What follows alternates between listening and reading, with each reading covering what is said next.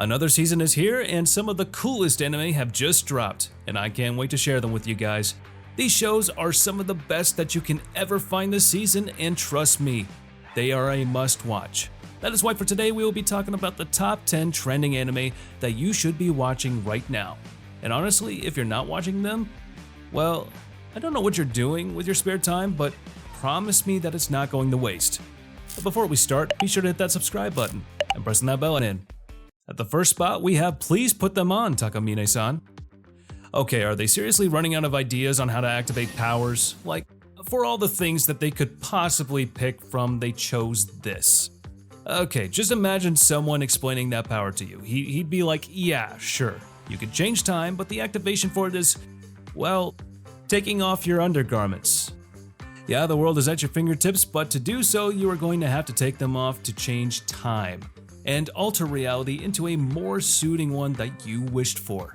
That's exactly how this school goddess managed to become such an A-lister student, excels in sports, and even manages to score the position of student body president in her first year of high school. However, her secret won't remain her own for long, not after Shiro saw what she was doing in the gym room and after witnessing her use that insane ability to change her test result to an A. He calls her out on it, but being such a pushover and head over heels for this beauty, he becomes her closet, carrying her extra clothes for her and putting them on her during the day whenever she needs to alter reality. It's practically the honey trap of this season with all the ecchi you can have for takeout. And up next we have the Shiunji family children. What do you think would happen if the only barrier that stood in your way for years, stopping you from getting what you wanted, finally crumbled down and fell? This is exactly the story of this family and its 7 siblings.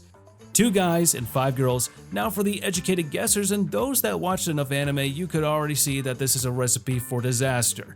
However, for those who don't know that Shiunji siblings' lives are rocked sideways and flipped 180 degrees when their father reveals to them a secret. A secret he has been hiding from them for 18 years. Apparently the siblings are not actually blood related and are actually all adopted except for Minami and Shion. But for the rest of them, they're just adopted and have been living as siblings. Well, Arata is gonna have his work cut out for him dealing with the sudden changes that are coming to his life, fighting with the feelings he has for his sisters and vice versa. It might feel for some like the plot of a hentai, but trust me, the show is deeper than you think, and it deserves being one of the top anime of the season. So you better watch it and keep it in your library. And up next we have From Old Country Bumpkin to Master Swordsman. Okay, is it just me or is this guy the spitting image of the Rudiest dad? I mean, he really looks a lot like him. Like, a lot. And funny enough, he is a sword instructor as well. And not just any sword instructor, this man living in the countryside, in the middle of nowhere, is about to have his life, routine, and peace of mind flipped upside down after one of his students that has racked up quite the reputation to her name visits him and explains that from this moment onward he has been appointed as a special instructor of the Knights of Liberian's Order.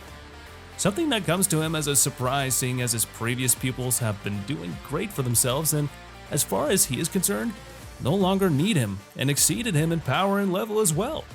Just imagine as a parallel, one day you are like just another guy living a peaceful normal life in the countryside, and the next you're assigned to become the Secretary of Defense of an entire nation and its army? Yeah, that's pretty crazy. I bet he was terrified at first from the huge responsibility thrown at him. I mean, who wouldn't, honestly? And up next we have Sword of the Demon Hunter, Kijin Gentosho. So, to me, this seems like the adult-rated version of Kimetsu no Yaiba, and an alternate reality where the brother this time has to kill the sister instead of finding a way to rescue her. Jinta, a previous outsider to the village, was raised and grew up as the protector and guardian of the Shrine Maiden there. He is a powerful swordsman and the protector of the village. And one fateful night, his life is flipped upside down when his sister kills the Shrine Maiden, his friend, his reason for being a guardian, and, not only that, his lover. He will now roam the lands in search of his sister and the demons to cleanse the world from their existence. No sentiment, no brotherhood, sisterhood BS here, just a guy searching for demons to kill. And Hack, and slash them until he is satisfied. Now, isn't that a much better plot than that of Demon Slayer with all its sentimental BS? At least I think so.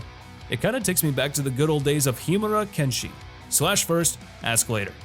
And up next we have Yaiba, Samurai Legend.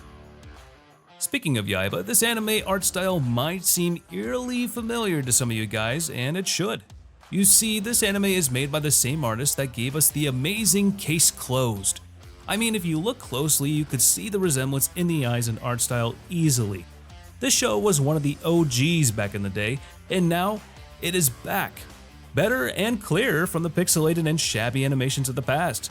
It's a story of a samurai looking for serious fights that have a goal and a purpose behind them, and he won't stop until he achieves his goal of becoming the strongest and defeating his rival. I know a samurai and his rival is an overused trope by now, but honestly, what anime doesn't have an overused trope? At least this anime is fun and easy to get into. Trust me guys, you are going to enjoy this one. And up next we have Lazarus. High stakes? Humanity on the line? Espionage? Evil doctor from hell wanting to destroy the world? What more could you ask for in an anime?